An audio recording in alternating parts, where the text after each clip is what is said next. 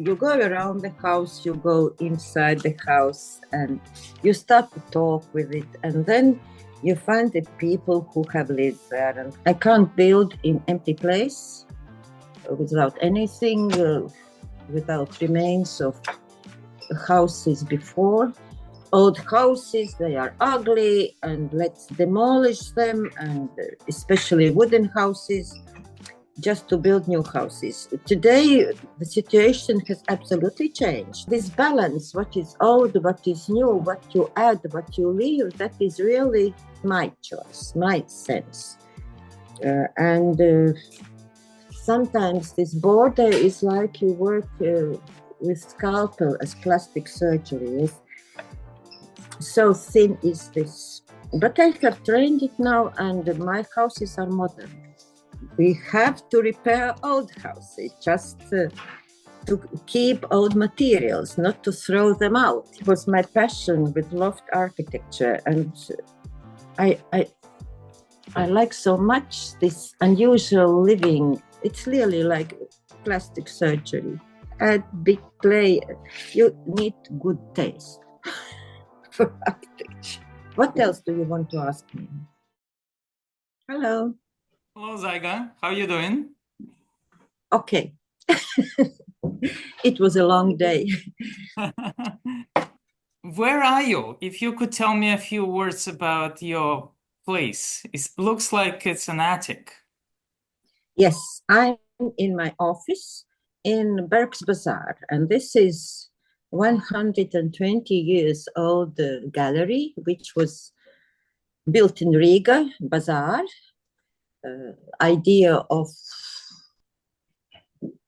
Turkish market or Russian Gostiny Dvor, or what we see in Paris, in Milan, in London. And the guy from Riga, he had crazy idea to build Berks Bazaar with arches in the very center of Riga. And he had young architect, he was 27 years old, and they both started to build it, and it took 13 years. And it was finished by 1901. And now, after 100 years, his grandson, Jus Karlssons, he returned to his native country, to Latvia, from San Francisco, and his sister, Eva Laukers, from Seattle. And it was our beginning of our independent country. And we started together to renovate Berks Bazaar. We're doing it for 30 years. Wow. And it's not finished yet. As usually. And your office is right there. Your office is right in the center of this neighborhood, right? Yes, and it is wooden house. Before, it was very big development of Riga. It was Russian port, and it was German times and Russian times, and capitalism came, and Riga, in 10 years, in 20 years, it was built all brick houses, 5-6 door high, and absolutely changed the town. And from this period of wooden Riga that was before, 2-story wooden houses, 2 houses stayed in Berks Bazaar area. Krista Berks planned to demolish them already 120 years ago, but the house stayed.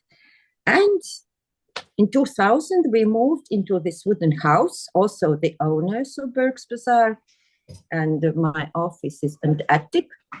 And so we are here for 30 years.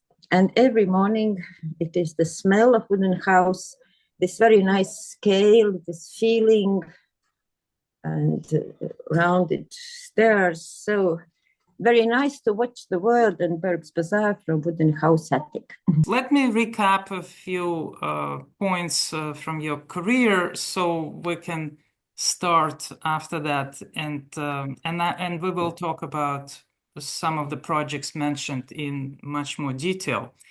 So, Zaiga, you grew up and received your architectural training in Soviet Latvia. You graduated from Riga Polytechnic Institute in 1975. Then you apprenticed at the Government Design Institute for 3 years, after which you spent about a decade working at a collective farm outside of Riga. Your practice was founded in 1992, which was one of the first post-Soviet Latvia's independent architectural offices. From the beginning of your career, you had a rare interest in projects that we now call adaptive reuse, and you continue working on transforming existing buildings, most notably in Kipsala, which is a river island in the center of Riga, known very much for its historical wooden houses. Your completed buildings include Zanis Lipke Memorial Museum in Kipsala, Berga Bazaar, which you just mentioned in the historical part of Riga, the new Riga Theater, many redevelopment projects in Kipsala, including your own house and former gypsum factory, which was turned into a residential complex and international school. So your current projects include the redevelopment of the Wagner Theater, and we will talk more about some of these projects. But let me start by asking you, what was your upbringing like? Where did you grow up? What kind of family? I understand that your father was a doctor, urologist, a surgeon. So if you could describe the time of your upbringing and the conditions. Yes, I was born 6 years after the war was over, Second World War, after war child. And I think Stalin was still alive. Which year Stalin died? 1953. In yes, March. I was born. So I was 2 years old when he died. And I remember that in Soviet time, it were big microphones on all corners of the street. And then it was this manifestation. And I remember people crying. Really. I was a very small child. And when something so monumental and so people are very disappointed, yes. And we lived I was born in Riga, in the same hospital where my father worked, in a wooden barrack. Yes, he lived across the street in a wooden house, and it was for him 5 minutes to get to his urological department if somebody blooded or and that is all my childhood, that the father was always busy, he was always worried. There were telephone calls, and then he ran to hospital and back. And so, and it was clear for me very, very early, everything not medicine. I do not want surgery. These terrible books, pictures of broken broken arms, etc.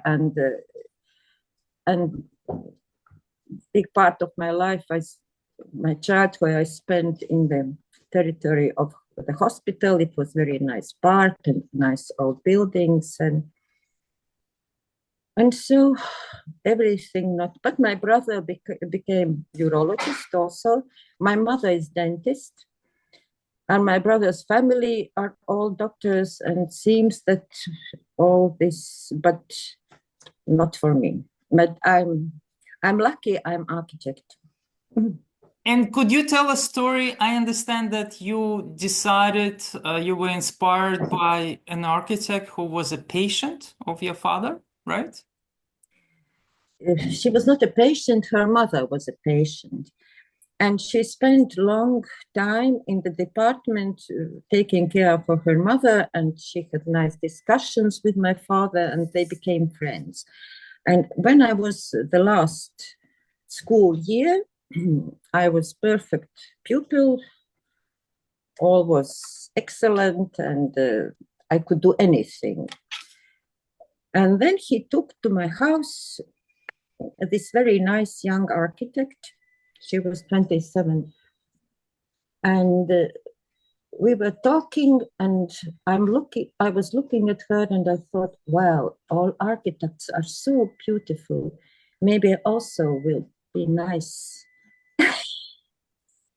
And so it was very, very easy to make the choice. And only after the new year, I started training in Academy of Arts for drawings, yes, and we had to draw gypsum head and capital, yes, architectural details. It was 2 drawings to pass. And together we had some 7 exams to pass in architectural school. That was the time that girls started to appear more than boys. It was already 1970, yes. But more or less balanced. Now you know that in Latvia, everywhere are women. We have crisis. It's incredible. Women dominate even in politics, right? Prime Minister is woman, science speaker, and president is man. Yes, or Minister of Culture. Probably this is this era of maternity. Yeah, interesting. And so you went to Polytechnic Institute to study architecture. You studied there until 1975, right? So how was that experience? We had very nice teachers. That was period that top architects all came to our institute. They were our teachers and big personalities. That was chief architect of Riga, that was authors of big projects, and very friendly and very, very nice students' life. And then I came to my diploma work, and I remember it was 1974, and I had magazines from the United States, Architectural Record. Is it still Architectural Record? Yes, yes. It's still the main magazine, monthly. And it appeared one issue that reconstruction, new word. And it was written across the whole pages and first samples. And imagine 1974, that is modernism in full power. Very few appearing. Venturi started when? That was postmodern quintessence, yes. And still this modernism and this with Re came more and more. And I made a choice for my diploma work, the most beloved place in Riga. And that was the very center when the bomb in old Riga we had only fireballs and empty square, unfinished. And I took this place for my diploma work, reconstruction. And I fell in love, and that is absolutely, that interests me. I can't build in empty place without anything, without remains of houses before. And so for 50 years, I've been training. And when millennium came, it was still the world of architects was just looking what's happening. Yes, more and more rebuilding old houses, and renovation, reconstruction, rehabilitation, all this was rare. And I found this Domus, Italian magazine of Millennium, and that was philosophical, really, how to call what is this new sense of building on the past. And so I found this new formulation, building on the first, that it is foreground semantics and background functionalism. We functionalism put on background. So the senses, symbols are in front. And so I've been working all this time just with old houses and recently, when I participated in World Architecture Festival in Singapore, for the first time, I was in a nomination retrofit. It's something new, isn't it? Yeah. How do you think? I would say the last maybe 10 years, maybe a little bit longer, but now it's becoming more and more like the mainstream. So now all architects are paying attention to where they start. They try not to start from scratch. What you say was very unusual before, but now it's becoming common, very common. But how they call it? This retrofit, I found it for the first time. Adaptive reuse, this is now how it's referred to. Yeah. But retro is word that I hate. That is something, that you make. Because retro really refers to a style, but adaptive reuse could be anything. And let me ask you, right after you graduated, that's not what you did. For 3 years, you stayed in this government-run institute, and you were doing very different kind of work, right? Which you didn't like. Mostly, it was living areas with the residential blocks. Residential blocks. It was, yes, and we were playing with these boxes, just moving them to make free compositions and green. And that was also schools, supermarkets, first supermarkets, shopping centers. That was not yet supermarkets, and schools, yes. And what to do, how to make some individual details for these typical houses. And we added lofts for artists. That was a possibility. Or to join houses, or to play with colors or materials. But it was not interesting for me. It was so depressive that after my second child was born, I simply said goodbye to this institute. And then I found place in collective farm. But how did that happen? How did you find these people? Were you looking specifically for how to get away from the city? Or? It was in Riga location. That was, for American scales, it was 40 minutes to drive, yes. And on the waterfront, and there is resort Jurmala, and I had a summer house in Jurmala. And first years I crossed the river by boat. That was very exciting. And 10 years, and it was in nature, it was wood, and that was a period that collective farms had good donations from Russia, from Moscow. And this collective farm where I worked, that was hunting fields, and that was fishing. And the communists from Moscow came to Riga, and of course, yes. And I had to build saunas for them with nice apartments for celebration and all that. And these collective farms, we had some 5 famous collective farms that always won in all Soviet Moscow competitions, best medals, yes, because that was donations from Moscow. And and my collective farm was very successful. And I understand that you were the only architect working there, right? It was step by step, and after some years, it started, and so we, all these architects from collective farm all over our country, we founded our, how to call it, organization, yes. Like we met collective. Also collective, right? No, that was more non-governmental organization, that simply to have shoulder, to talk how you do this and how you do that. And it was different areas of Latvia.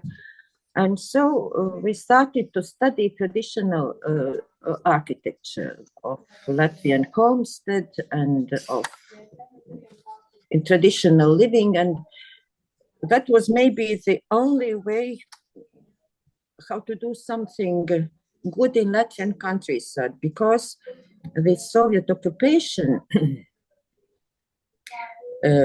what they tried to do to move people to these collective farms and to live in collective farm villages. That was modernist 3-store buildings, typical projects, but there was also, I had to build private houses for collective farmers. And I started to study traditional buildings. I wanted to understand for myself why this traditional I like better than this modern without roof. You mean with the flat roof? Flat roof, of course, yes. It was already extraordinary if you made this. So world is so crazy. What modernist it is. And I remember my first projects, to accept them in municipality, they said it is a radically archaic project and controversial project. Imagine we had already so far with these flat roofs. And for Latvia, it is nightmare because of the snow rain in the winter. Mostly autumn, spring.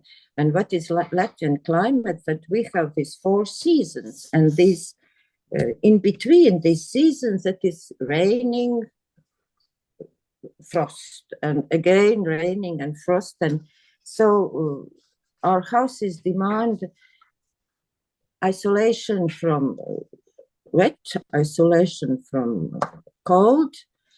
And so the same as we have 4 seasons and we have so many to dress, yes, that's always windy and wet. But that is nice, of course. I couldn't live in Singapore, for example. In Singapore, every day you have 32 degrees and all your life long. It's boring. It's boring, no? Boring. So you stayed for a whole decade in that place. And what kind of buildings did you build? And were all of them in the same collective farm or in the whole region? No, in the same collective farm. That is, they have their budget, they have their stuff, and they need office, they need restaurant, or how to call it, catering, yes. My first project was old coasted from 30s brick house, and I made a catering place. That is, how you call it? Russian, it was stolovaya. Yeah, it's like a cafeteria. Cafeteria. For collective farm, it doesn't sound very good. Cafeteria or restaurant. Yes, that was my first project, and that was big success, and that was something new. I won the 3rd prize in Moscow, Soviet Union Young Architects competition. And my project was in Biennale of Architecture in Sofia, in Bulgaria. And that was a team of 30 Soviet young architects, 2 from every republic. And we had nice team. International team from Georgia, from Kazakhstan, and Russia, and Estonia, and we had a very good time together. We traveled for a month. Yes, that was first international experience. And later I was very often in Moscow, for everything happened in Moscow and in St. Petersburg. We spent our student holidays in winter. That was Moscow museums, yes, and St. Petersburg museums and fantastic heritage. So it was not so close, and we could travel very nice along all Soviet Union and not very expensive. So, well, it was heavily subsidized by the government. Of course, yeah. You were lucky, yeah. You took advantage. Yes, but yeah. So you worked in that collective farm for about a decade, and then the collapse happened, right? And you started your own practice. Could you talk about that? Yes, I finished because also collective farm collapsed and all communists started to go to church, the only church in our collective farm, you know. How quickly they started to pray for God. Did they ask you to design that church? No. I designed the living houses for collective farmers and I started to build the school. The project was finished, but now these ruins of school are still there. We didn't finish. Yes, and then I moved back to Riga and I started my first project in Riga. That was this private office, 1992. That was mostly where all leading architects started their private practice. And very soon I met the owners of Berg's Bazaar, and that was my big project. And that was interesting. They trusted me. First years, of course, I had strong control from the United States because we are very unexperienced. For example, walk-in closet. What is it? Bathrooms, yes, and all and open kitchens, and that was something new. And my customer, Jus Cardsons, he's successful lawyer from San Francisco, and he always said, "Why is Latvia so dark, so gray always? And what you're doing all gray?" I understood nothing about lights. You know, we had no this. And absolutely no ideas about air conditioning. But that is San Francisco. His office was in a skyscraper in the very center. And his house was, and for Americans, it was absolutely, you can't build without air conditioning and all these facilities, yes. And we had to learn much about it. And so you said you've been working on this project for 30 years, right?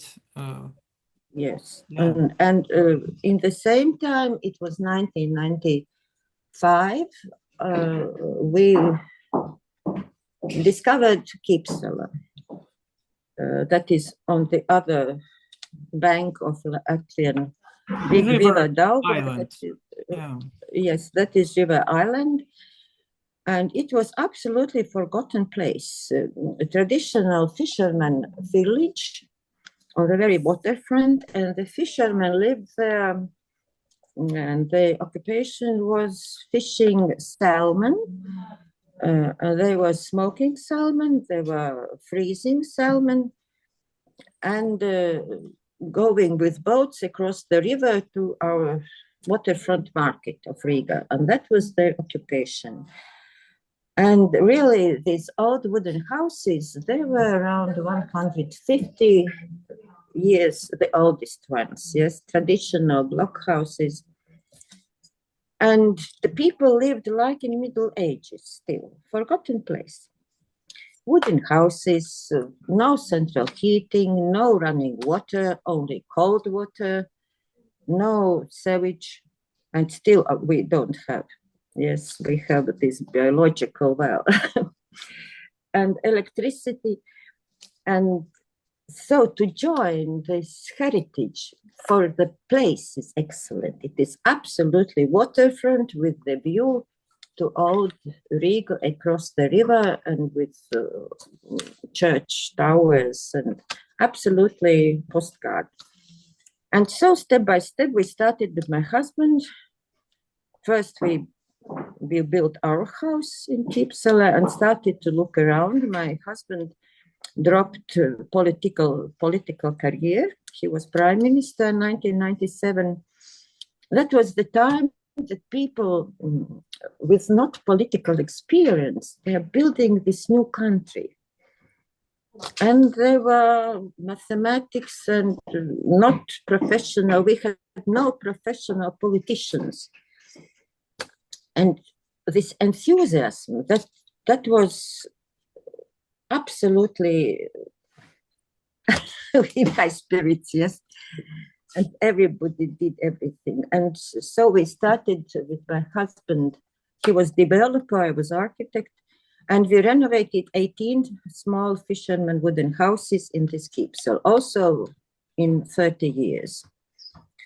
And we turned this forgotten place into the most luxury place in Riga now. Everybody who comes to Keepsel, he says, well, it is the best place to live.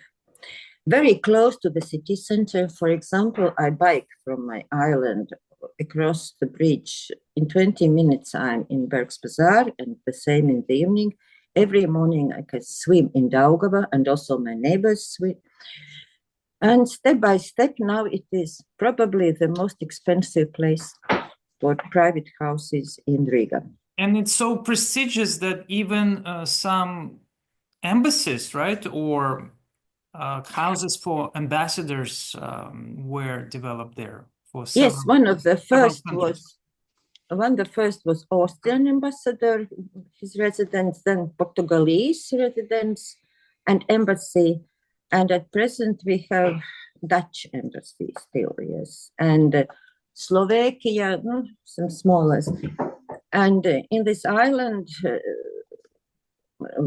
beside these wooden houses and this is UNESCO protected area, very valuable, yes, and very strong regulations. And so it was 5 minutes walk from our house. There was all the gypsum factory on the waterfront. Gypsum factory built by German investors around end of 19th century. And this gypsum factory was empty. And we started to look at it, empty during the Soviet times. And that was this brick traditional industrial architecture with very nice details and colored bricks. And it was choice to make lofts, the very first lofts in Latvia. That was absolutely something new. We were not experienced. We traveled to Denmark just to see first lofts and to get inspired. And also the question if Latvian public would like it, for Danes are different and Scandinavians are different.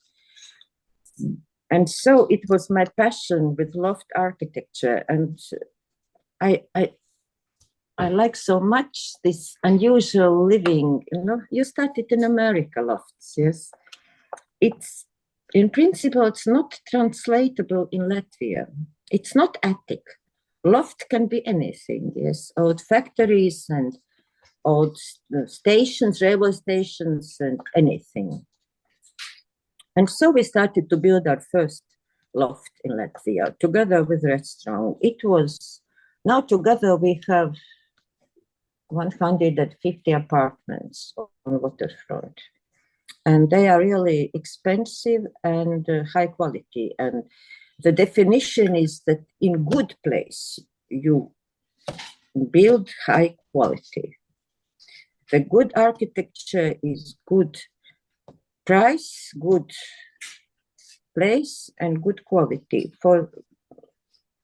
because the place is excellent, and yacht port and restaurant.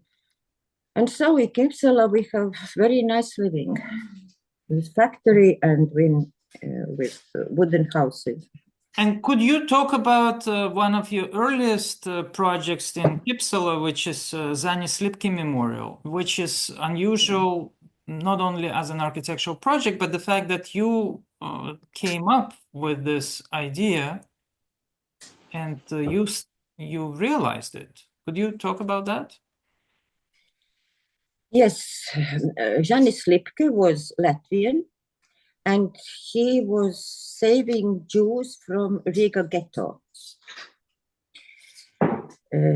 He had transport, and he took people from ghetto 1, 2, 3, and finally he was hiding them in Keepsel in underground well, 3 to 3 meters under his barn, wooden barn. The entrance to this well was under the wood for heating, yes, and there was dog. And when Germans came, the dog was barking, yeah, giving and a signal. Yes, and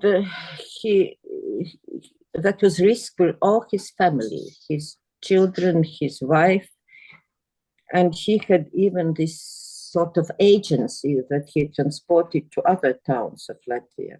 So he saved around 54 people, and we still meet the relatives of these people, and many live in United States, in New York.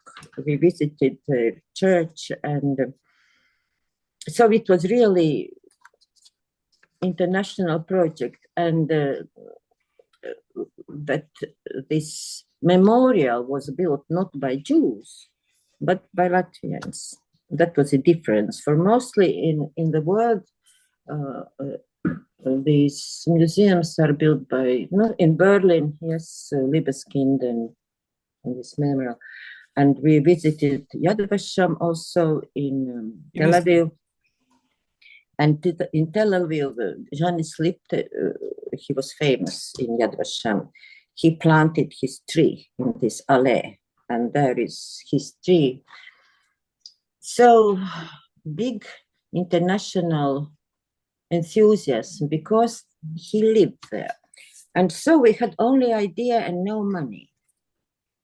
And so what my husband did, we were three, also to his friends, we started with donations, no money, and only with donations we managed to build it in 10 years. And the place was in his apple garden from Lipke, because Lipke's daughter-in-law lives still in the house, yes.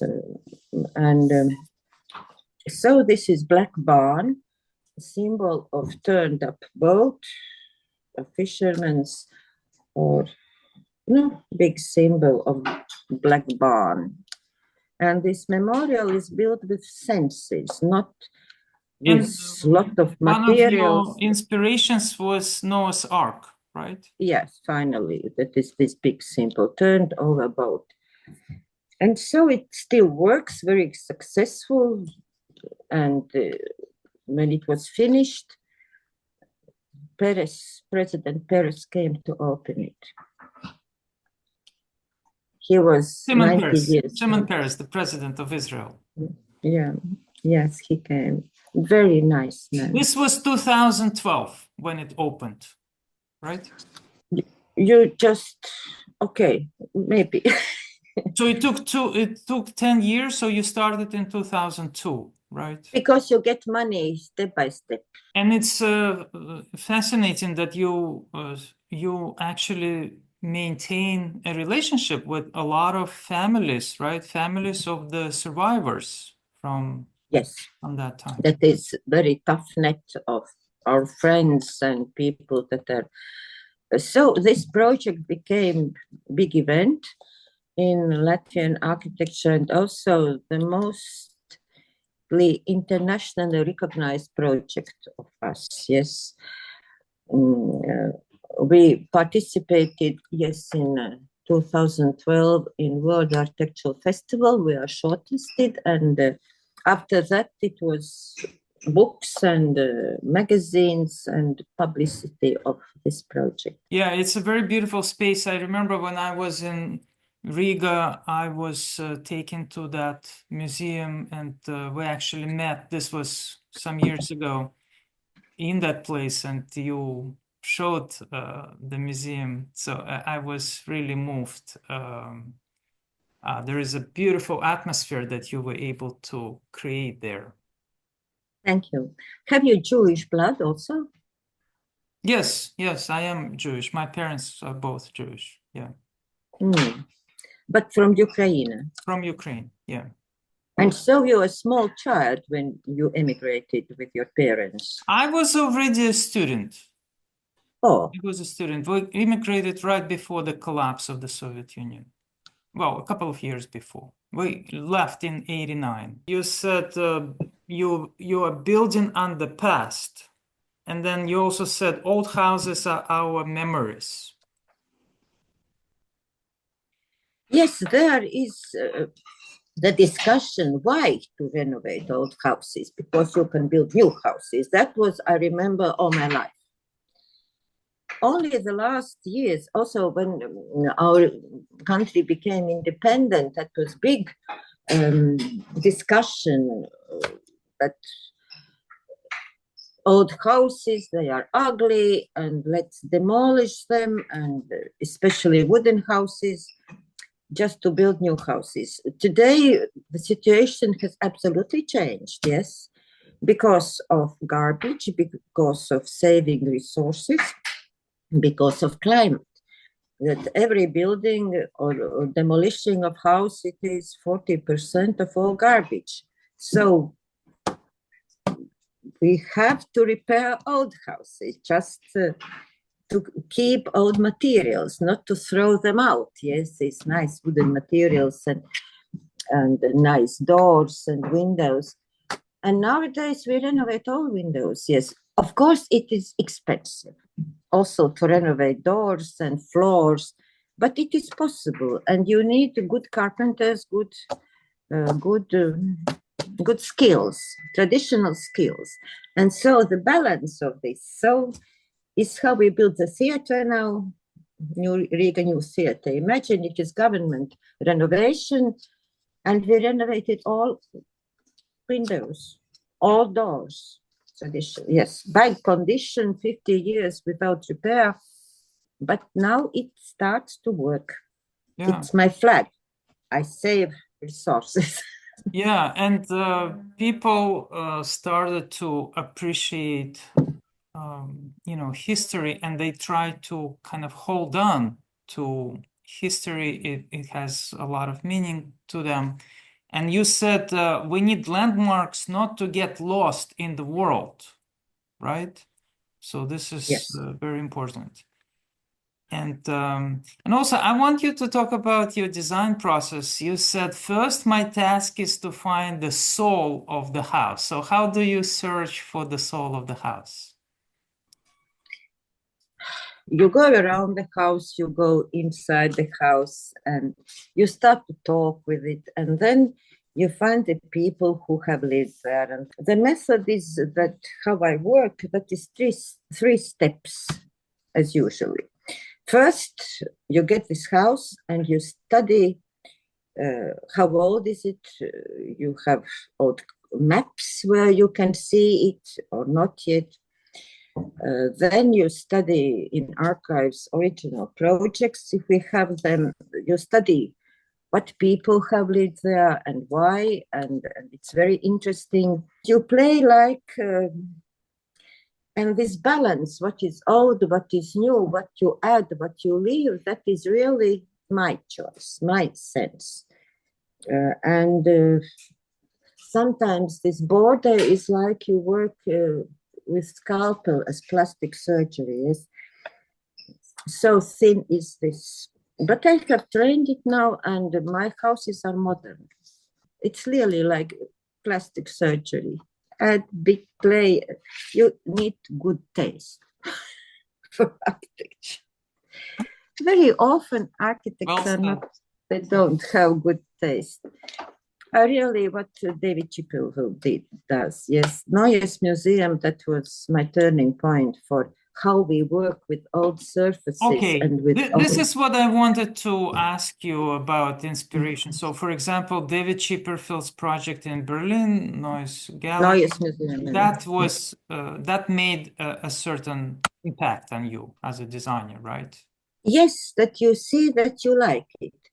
And he was the idea that you don't have to restore the building the way it used to be, but you could preserve it, and then you can insert something entirely new, and you can have this beautiful kind of conversation between different times. Yeah. That's what you mean. Dialogue. Yeah, absolutely. Yeah. And for example, when I'm in Venice every spring, I go to Punta Dogana, Tadao Ando, how he does it. So sensitive. That is my favorite. I finished my big project with the books.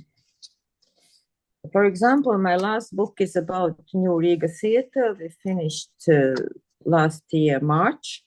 That was first night premiere. And in September, I published my book about the house. And that is a story about all periods during 120 years, 5 theaters and 1 house. And it's so exciting. And you find this landmark in the house, landmarks, yes. Old staircase and ceiling paintings and doors and windows and even furniture of doors and windows. So nice landmarks. And when you join it with this modern approach, yes, it makes something that you can't define even. What is it? But now it's easier. And what's interesting is that architects now don't mind, continue something that was started generations earlier, because it used to be that a project would start from scratch, and it would be all about a new vision, a new life, a new idea. And now, there is a lot of this appreciation of history and the concern of what could be added, what could be improved, as opposed to starting completely from scratch. And this is what you do in all of your work. And like you said, you don't know how you would do something in the middle of nowhere, right? So you really need to add to something. Could you talk about how you make these models? I looked at some of the images. They are absolutely incredible and very detailed. And you try to represent all of the historical details in your models. They're very theatrical. Could you touch on that?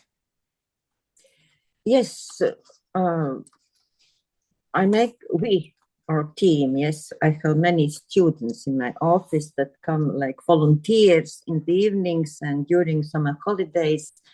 And when a student or he makes this small detail, yes, then I think he would never demolish an old house. And just to understand from details, from touching things. And we think in models. Sometimes I have no idea, but let's make a model that we will see how it looks. We don't use visualizations. I hate visualizations. They lie. All these bright pictures with blue sky and clouds and nice girls in front. I don't believe in them, and yes, and we do in models. And yes, thinking in models. And second, my approach is that I make axonometrical drawings with my hand. Now that is sort of beginning that I make these sketches, and I start with the plans, of course, and then it is sections, and finally I make axonometrical drawings for houses or interiors. And where do you derive your inspiration? From that existing house. From the house itself? Yes, because I have to join the soul image of the house with the function. For example, theater, incredibly complicated function, yes. And I have program, it was competition 10 years ago, and you have to get into this place, this new function, and that is absolutely balancing. First moment impossible, but finally you make and withdraw. And no, our recent project that we're working now, it is Riga Wagner Theatre. 250 years old project, built by Germans and German architect Christoph Haberland, German investor Baron von Vietinghoff.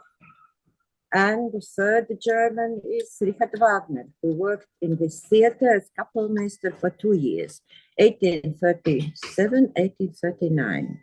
And so now this exciting house with all materials we have from history, we open the floor layers and you find parquet that maybe Wagner stepped on it, yes, and so nice details. And still we'll discover, now we are in the building process already for a year, and we plan to finish by 2027. And so we built a concept of Riga, renovated Wagner Theater, on the idea of Flying Dutchman, yes,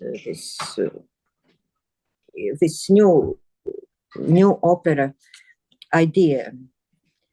And we really found a ship in Lloyd Register in London. The name of ship was Thetis.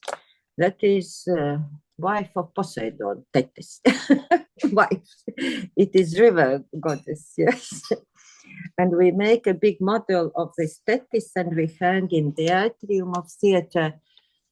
So many interesting things about, and we do this theater to put Riga on Wagner's life map. And so it is absolutely international project. First money we received from Bundestag, 5 million, also European and local foundations, and very nice team. Our acoustic is the best in the world, Toyota, Nagati Acoustics. We have theater advisors from Holland, and so it is really international project with cooperation from Germany, from Latvia, and other countries. What else do you want to ask me? I want to ask you about your fish farm pumping station, because you said that it's the most important project in your life. I want to know why that is. That is my favorite, because I live there, and next year we will celebrate 20 years since we bought this pump station on artificial island in Baltic Sea. And it was old pump station for growing salmons, and they needed the water from sea just to grow these small kids of salmon. And it was built 1984, crazy project. And when they pushed it for use, all salmons died. So it was collapsed. And so this house stayed empty for starting from 1984. And we bought it 20 years ago. I ask you about crisis in Los Angeles. Is it still fires? To be honest, I don't know if it ended, because I mean, it was going on for about a week, and you know, about close to 30 people, I think, died. Yes, and, but houses. A number of houses were, you know, burned down. I think close to 11,000 structures were destroyed. But it's interesting, you see different reports, and it's amazing that some of the parts were not touched, and people didn't feel any tragedy at all. And then you look at other reports and people lost everything they had. Yes, that's also in our modern world in America. It seems impossible that we are so helpless. The same is Australia, yes, with these winds and with this. Okay, it is tsunamis and it is earthquakes. You can understand, but these fires in our modern civilization with our technologies and It's very difficult to control because of their enormous areas, and how quickly they can start and how quickly they can spread. And then it's part of the natural cycle. And there are a lot of people who say that we shouldn't interfere, and it's very natural for forests to burn, but then it goes out of control and it spreads in residential areas. And when they get to a certain level, it becomes impossible to control. And it was relatively under control in the past, but this time it just spread too fast and too much. and what But it is happens every year. Every year it happens. okay. Maybe you have to build stronger houses. For what I see, there even no chimney left. Yeah. The walls are light, and all these so-called modern materials, they simply disappear. Nothing is left from the house. After the war, you had walls, okay, brick walls and stone walls and chimneys, and maybe we have to. But even in Kipsala, that's what you say people like. They really appreciate older houses, wooden houses. They feel more connection. I just had an interview with Ken Gakuma just a few days ago, and he was saying that he hates concrete and he wants to use wood in all of his projects. And he also grew up in a wooden house. And for a while, he was embarrassed in front of his friends that they all lived in new shiny concrete towers, and they had beautiful views. But then over the years, he learned to really appreciate the house where he lived. It was built by his grandfather, and then his father made many additions. And he was telling me that imagine adding something or changing something in a concrete building. It's impossible. It's a dead thing. It's already finished. But in a wooden house, you can make all the things Bravo. You can make all of this alterations, and also you can bring there the flow of air, all kinds of breezes, and yes.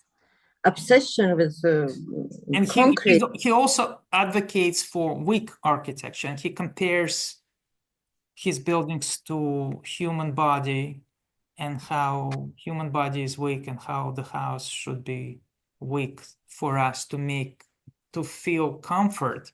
But then what happens when the fire comes? How do you protect against that? Yes, for Riga, it was big fires. Yes, after Napoleon 1812, it was big fire that only chimneys, you see, only chimneys.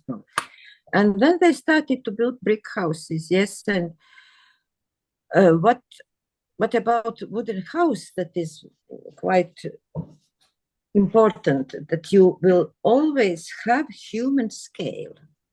And okay, now we build multi-story houses in Scandinavia. These are not wooden houses for me. That is the scale of the tree. The dimensions of the houses, how long are your trees, yes, and what is the ceiling beam, length of beam, yes, and it's always human, and it's always good feeling. I think we will go away from all these air conditionings. It is so expensive. This obsession with modern technologies. Now this clever house, or how you smart house, yes. Yeah. I hate it. I have undergone that people want this smart house, and I had clients, they said, I want my house like my Mercedes. That started from Corbusier. Yeah, Yes, that house was, as a machine for living in. yes. So So you're saying that unhuman. we should go get away from that idea and Vladimir, how to survive? You know how Corbusier finished his life in his small wooden house in mountains, yes? He had very small place and he had bed and WC closet was on the side of his bed. After all these big inventions in the world, yes, and his crazy idea, absolutely, he is genius, of course. But you know, he finished that maybe you don't need much. Shall we finish? yes. Thank Yes. you, Zaiga. Thank you. It was a pleasure talking to you. Thank you. Really? Thank you.